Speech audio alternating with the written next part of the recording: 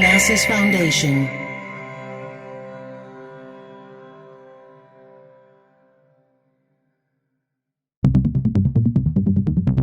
Dublab.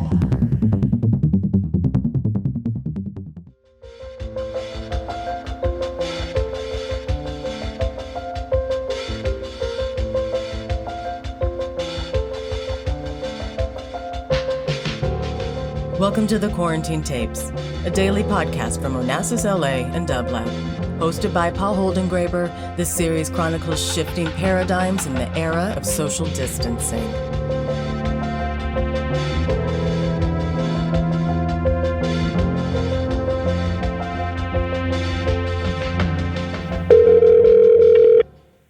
Jerry Saltz here. Hello, Jerry Saltz. This is Paul Holdengräber calling you. Thank you so much for taking my call. It's so great to hear your voice after so many decades, Paul. You've been doing great. Thank you, and thank you for being part of the Quarantine Tapes. I'm really delighted. Where do I find you at this moment, and how have you been living, as it were, this quarantine and these delirious times we're living in? And that is all true. My wife and I are in day 78, away from New York City, 89 miles directly north of New York in a place called Kent, Connecticut, where we rent a house year-round. My wife is Roberta Smith, the co-chief art critic for the New York Times. She was diagnosed with cancer in 2014 and is still under treatment and is doing quite well, but under treatment. And of course, she's in a number of high-risk COVID-19 categories, and our quarantine has a lot of moving parts to it. So we knew we had to leave the city, even though it's sort of devastating to have had to leave. Devastating because in part you would have wanted to be there out of solidarity? Yes.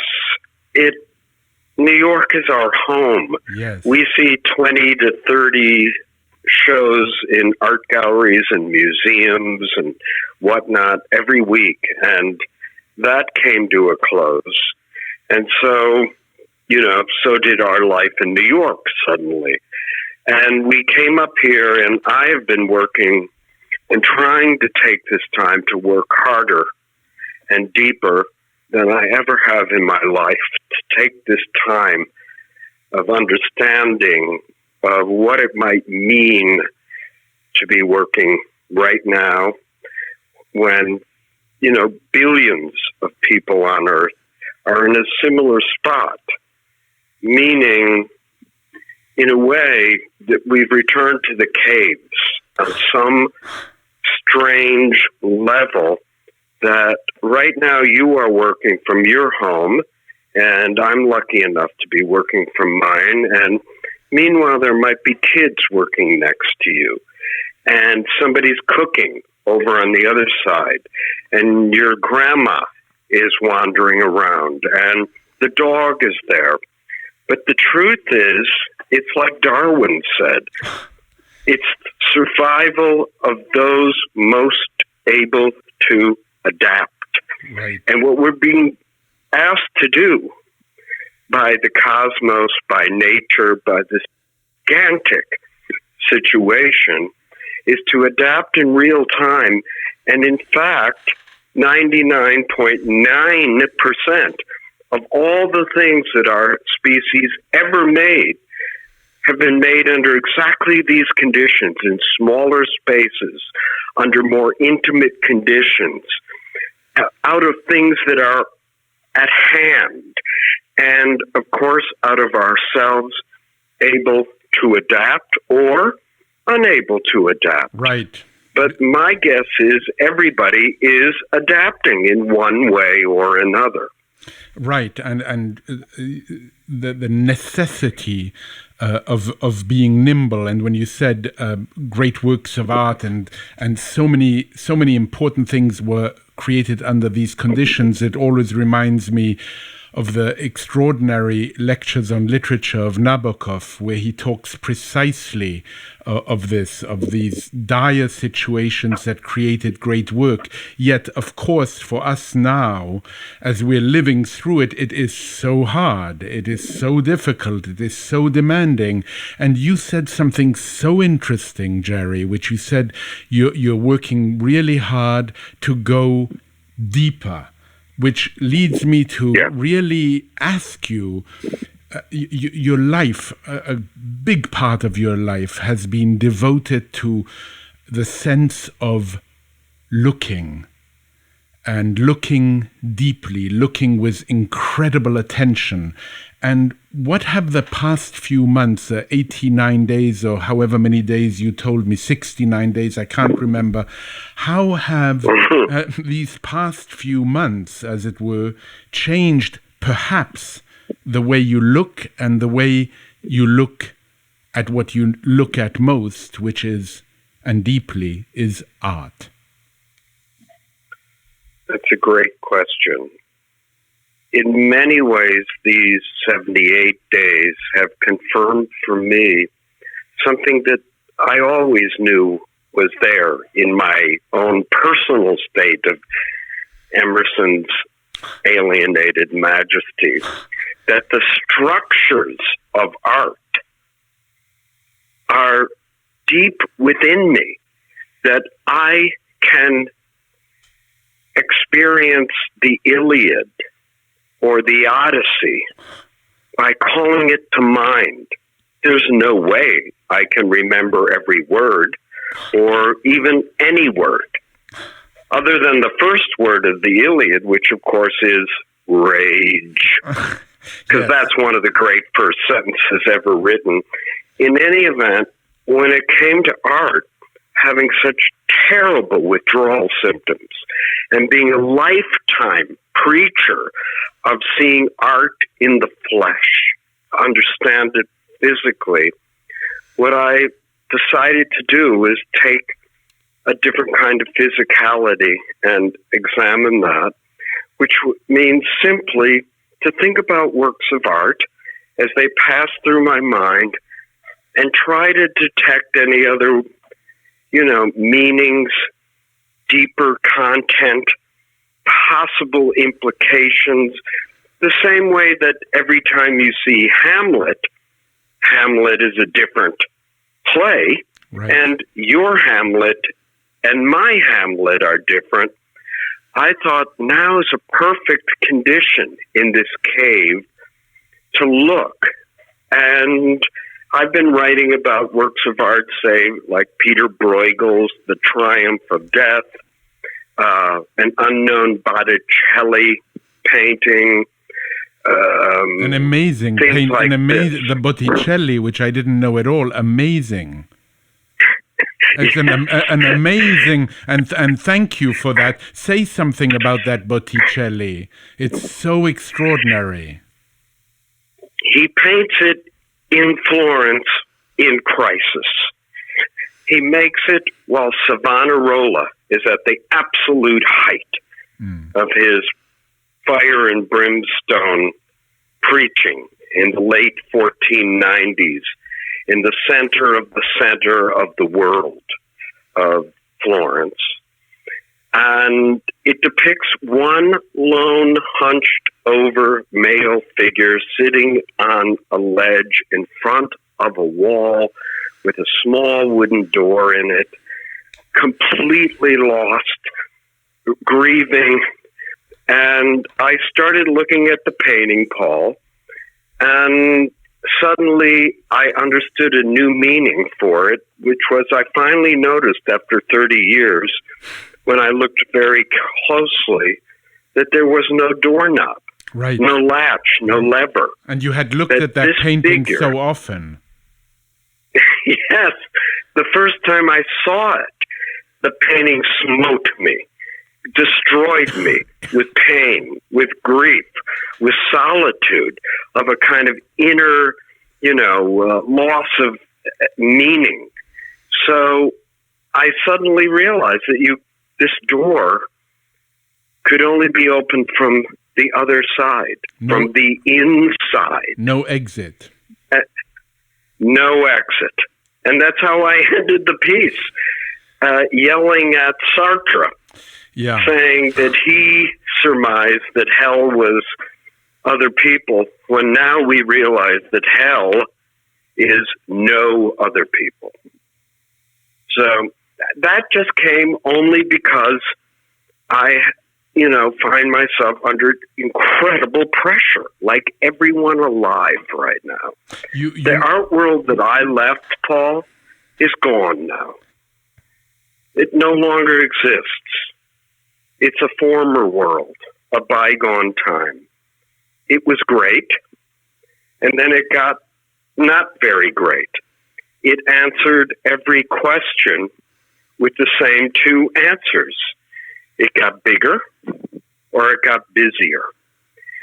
And when we go back, and viruses come and viruses go, but art is long. It's never not been with us for some reason. It's the most advanced operating system our species has ever developed to examine consciousness, the invisible world, the visible world, each other, whatever. And it won't go away until everything it was meant to address has been addressed. But I forgot where I was going with that. It really doesn't matter. Digression is, as Lawrence Stern said, digression is the sunshine of narrative. You were talking a moment. Yes. You were talking a moment ago about these paintings that. Now, in this moment, you find yourself as sort of going by in sort of the kaleidoscope of your mind. And I know that there are certain paintings that have mattered to you so much. You were mentioning that Bruegel painting, the Botticelli, which I discovered thanks to you. So thank you, Jerry, for that. And then another painting that I discovered thanks to you again, thank you, Jerry, again, is Giovanni di Paolo, which I really, really didn't know. And you talk about certain paintings that simply, in a way, one could say that beauty, in a way, is something that stops you in your tracks. And it reminded me of a wonderful sentence of Don DeLillo, where he says, "Sometimes I see something so moving, I know I'm not supposed to linger. See it and leave. If you stay long, you wear it out. You wear out the wordless shock. Love it and trust it and leave." And I'm wondering how that I heard you go, so I imagine there's some reaction there. I'm just in love with that quote. I have to confess to never having read Don DeLillo. I always mean to, and then I always think, no, this is not the time yet. That's not the time. But what a great idea that it might reinforce and explain some of what I'm only learning in my own quarantine and isolation, that while we may move away from the beauty never moves away from us. It might be within us. I believe, because I'm a former hippie, I'm 69 years old today, that art might be a cosmic force that is using us to replicate itself. Again, the same way Bob Dylan always talks about how it's like there's a ghost inside of him writing the song, and none of us knows where our work comes from, not really. And looking at that Giovanni di Paolo, I suddenly saw a new kind of beauty and understood that beauty is a form of knowledge, whether it's Goya's Saturn devouring his children, an all-white painting by Robert Ryman, or this painting of St. John the Baptist being beheaded. There's as many objects as there are probably possible definitions of beauty. We have never named all of them. No, and one of the things that you talk about so beautifully when you speak about Bruegel, but of course you could also have been speaking about Giovanni di Paolo, is that you feel that when you're looking at the triumph of death, you feel that you're almost, and I love the fact of the almost, you've almost been living inside of it. So what does it mean, Jerry, to live inside of a painting, to be immersed, to look with that level of attention? Well, I guess it's like so many pheromones of pleasure, of freedom, of longing, of another place, like you found some place that you go to, like I was saying, the structure of the Iliad, or a poem, or anything that you find a kind of metaphysical architecture, and then you kind of like, as an animal architect, kind of fashion a nest in it. And so for me, I'm just kind of happy when I'm lost in them. And I do lose contact with the world, and at the same time get much more powerful contact with the world, which is one of my lessons of quarantine so far, that I've never felt so profoundly connected to the whole world. Even though I can't appreciate other people's experiences of that world, I'm just sensing the bigness of it all, the beautiful complexity of it, the cruelty, the lack of redemption, whatever you want to call it. It just feels capacious for me in my catastrophic state of working with cancer, of being in an industry that really may not survive, of being a person who's an art critic who, when I started, there must have been 25,000 people like me, and now there are probably about 8. You know, and I want to help kind of fashion a set of tools for, you know, myself to go forward that might be able to be used by others, or if it's not used, I at least lived my life in art, like you. It sounds to me that when you, I mean, there's something elegiac about the way you talk about the art world that you will go back to. It sounds to me, perhaps, that you're saying that art world, in fact, needs to change. Well, that's what's so beautiful.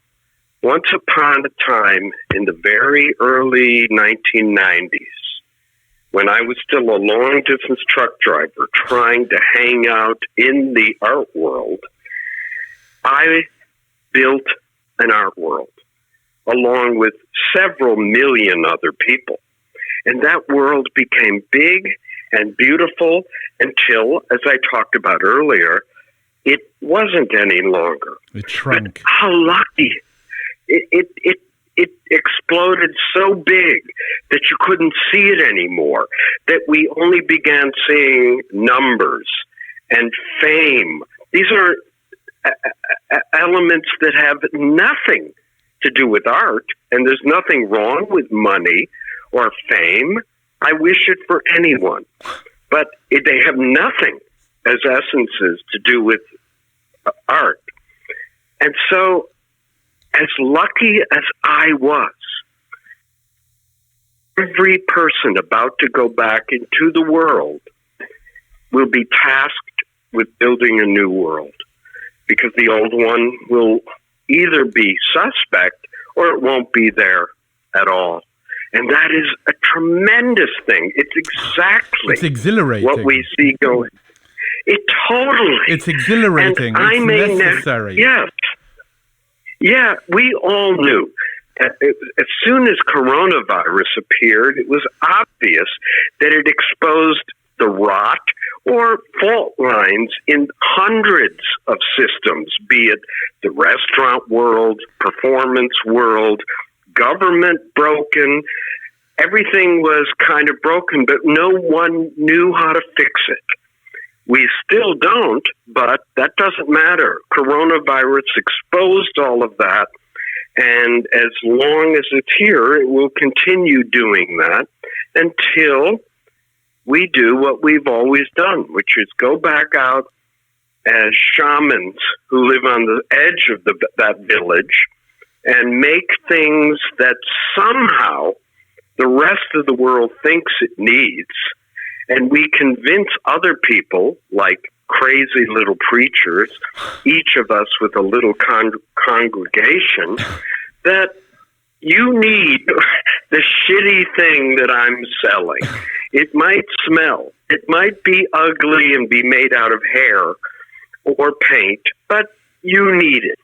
And those people are going to build a new infrastructure of comfort, communality, intersectionality, of agency. I mean, whole new ideas will be there. Now, I'm, as I said, older. I may never gain immunity. I may never set foot in this world that is built. I may never live to see it. But I know it's already there. It was there before this started. It just, everything else got cleared away. So it is about to be built again. It'll be great. It'll be just great. You know, what you were saying about fame reminded me of this wonderful line of Rainer Maria Rilke, where he says in his essay on Rodin, he says, "Fame is but the collection of misunderstandings that gather around a new name." Now, Jerry, last year you wrote in October, "As great as many of modernism's artists are, a lot of this art is about itself, mainly white people arguing about other white people's art history. Once we've left those arguments behind, it may be that the most striking legacy is the cult of the male artist and the competitive aesthetic messianism it spawned." Could you unpack that a little bit for us? Well, it sounds good to me still, because one of the best things that had begun, especially in the Obama years, was the complete dismantling and rebuilding of the canon, at least in my world, in the art world. And what this meant was that 51% of the art world has never been accounted for. For example, women in the last, say, 50,000 years. And in that time, more or less, except for Egypt, we don't account for African art. But whenever we talk about Egypt, we separate Egypt away from Africa. Look at every museum. It's insane, ridiculous, and racist. When the world begins again, that project will continue, and these people will be the lucky ones who will then reassemble a canon. This does not mean that we have to throw out Picasso. If they want to throw him out, if there is no more use value for Picasso to the future, then I'm fine with that. Artists come and they go, and they come back again. Yeah. The artists that I wrote on, Botticelli, had been lost for almost 400 years until the pre-Raphaelites and, dumb English art critics. It really is okay. That project, it will be the most exciting art historical project, period, ever. I wish I could have done that, but, I only helped start it. But one of the very interesting things you were saying about seeing art again is that each time you see it differently. And I've always been fascinated by the relationship between taste and aging. What we remain faithful to, what appeals to us at a certain point in our life and not and at certain other moments. Let's imagine Jerry Saltz goes back to New York tomorrow. Are you with me, Jerry? Yeah, I close my eyes. Okay, close your eyes. I'm thinking. Close your eyes and now tell me, what is the first painting in whatever museum or gallery you need to go and see, and why?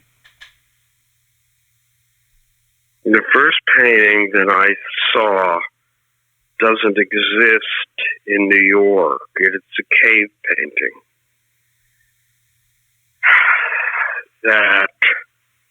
And then short of that, I saw a Roman wall painting from around Pompeii, from around the year 70 AD, that's in the Met. The Met is, for me, the greatest encyclopedic museum of art in the world, for me, because I cannot understand the Louvre. It's too big for me to negotiate. So in this space, in Rome, you see that these were painters who painted everyday life. They were painters of modern life that way. They had a device called perspective. They did things decoratively. They did things with reason. They did things with pleasure. They did things that were debauched. And it just seems so human. That may be the first place I go back to. What about you? You live in Los Angeles. I do now. Close your eyes. I do, and I used to live, as you know, in New York, and I'm wondering if it would be a painting that would as I grow older, I'm no longer young, as a friend of mine said recently. We're not young anymore, Paul. We're youngish. I very sweet of him to say. I know that I need color. I need color. I need color. And there's one Belgian painter I love more and more every day, Léon Spilaert. Do you know him? I feel ashamed that I don't, but thank you for that name. Well, go on. I want to, rather than talk about what I would go and see, is ask you to let me know a little bit more about something that you recently wrote, where you said that art has always been something done against the rules of advanced capitalism. And I'm curious what you mean by that, and what does it tell us about the art world as we've known it for the past half a century, really? That's really good. I think that before the last, say, 40 years, art was a terrible business model, except for 1% of 1% of 1%.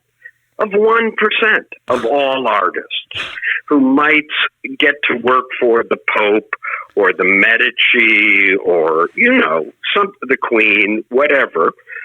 And that worked out well. We've got some great art for it. But the model of artists becoming more professional and more consistent and competent and all of that, when really this is an art world that's not efficient, or that world was efficient, where art is actually eccentric and strange. There's an otherness to it. And so anytime it's made, it has no real meaning unless you give it meaning. And to me, that's what I meant by against capitalism. That it was never about that. It exists across the street.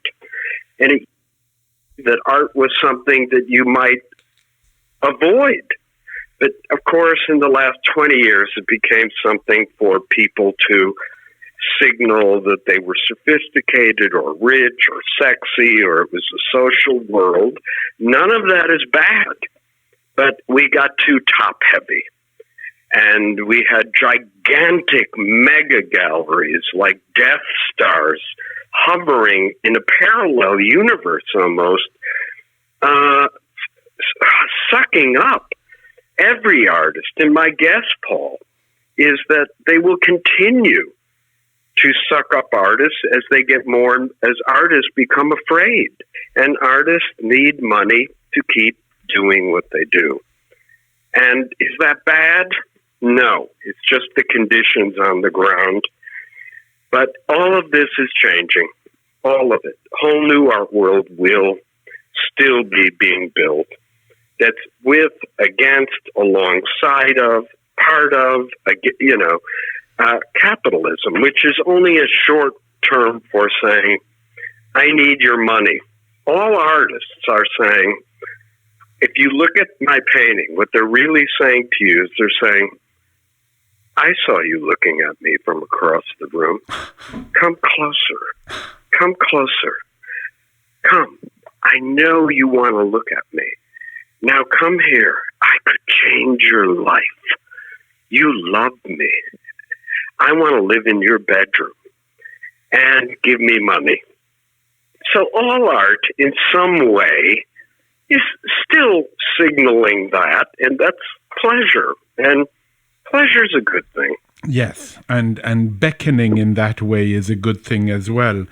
Sadly, Jerry, time is not on our side, and I wish we had more time. And I look forward to when we meet. Give Roberta Smith a big hug of solidarity from me. And I really, really enjoyed speaking to you. And I hope you continue to work, furiously and deeply. We need you. Thank you, Paul. You are the closest thing that our world has to Werner Herzog, who to me is the most extraordinary human being alive. Well, thank you so much. Take good care of yourself. The same to you, Paul. I'll see you in another world. You will, perhaps in this one. Bye-bye. Bye. To support this show and Dublab's progressive programming, go to dublab.com/support.